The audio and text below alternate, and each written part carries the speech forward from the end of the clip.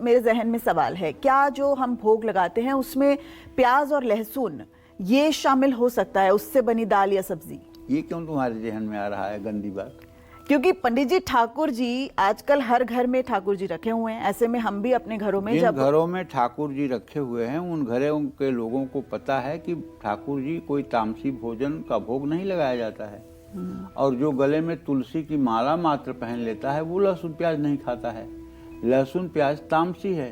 गीता के अंदर ये वर्णन आता है, यातयामं गतरसम पूति परयुष्टम चयत उच्छिष्टम पिचामेध्यम भोजन तामसः प्रिय।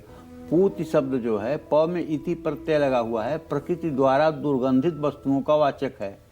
तो लहसुन और प्याज ऐसा होता है कि इसको खेत से उखाड़िए तभी से बदबू करता रहता है, तभी से इसमें दुर्गंध आती रहती है। इसलिए ये किसी भी वैष्णव के लिए जो है अग्राह्य है।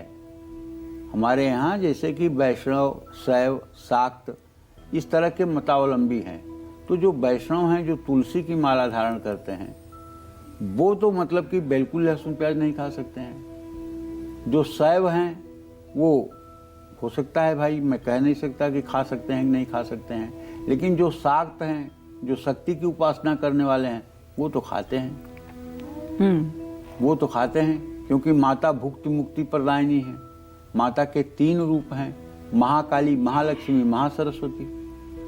सतोगुणी, रजोगुणी, तमोगुणी, ये त्रिगुणात्मिका हैं। तो ये त्रिगुण से युक्त हैं, इसलिए इनके साधक खा लेते हैं।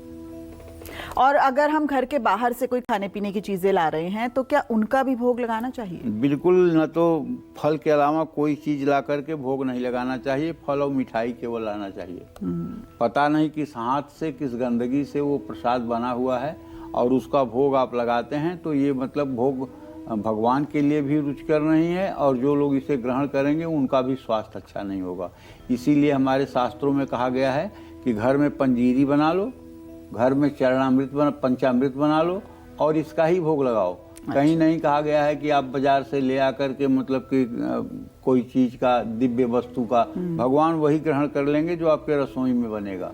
तो उसकी शुद्धता का ध्यान तो रखना ही चाहिए। क्योंकि एक बात जान लो, अन्न से अन्न जैसा खाओ अन्न वैसा बने मन, और जैसा करो संग वैसा चढ़े रंग, जैसा पियो पानी वैसी निकले बानी। थोड़ा सा भी अगर दूषित अन्न किसी के शरीर में चला गया तो उसका तुरंत रिजल्ट दिखता है। उसका तुरंत रिजल्ट दिखता है।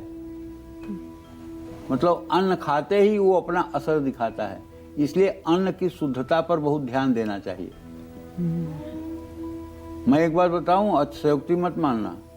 मेहनत और ईमानदारी के पैसे से अगर मांस खा ली जाए तो शायद वो उतना पाप नहीं है जितना बेईमानी के पैसे से गंगा जल पी लिया जाए, जितना पाप लगता है। पैसे में सबसे बड़ा गुनाह और पाप छिपा हुआ है। जो लोग सोचते हैं कि पाप के पैसे से हम सुख भोग रहे हैं या ये कर रहे हैं, वो सुख नहीं भोग रहे हैं, अपने जीवन के लिए बड़े विपत्ति को बड़े कार्ड पर निमंत्रण दे रहे हैं। इसलिए हर समय आदमी को ईमानदारी और पवित्रता पूर्वक जो धनोपार्जन हो उसी से अपने बच्चों की परवरिश करनी चाहिए और उसी से अपनी जीविका का भी निर्वाह करना चाहिए। जी।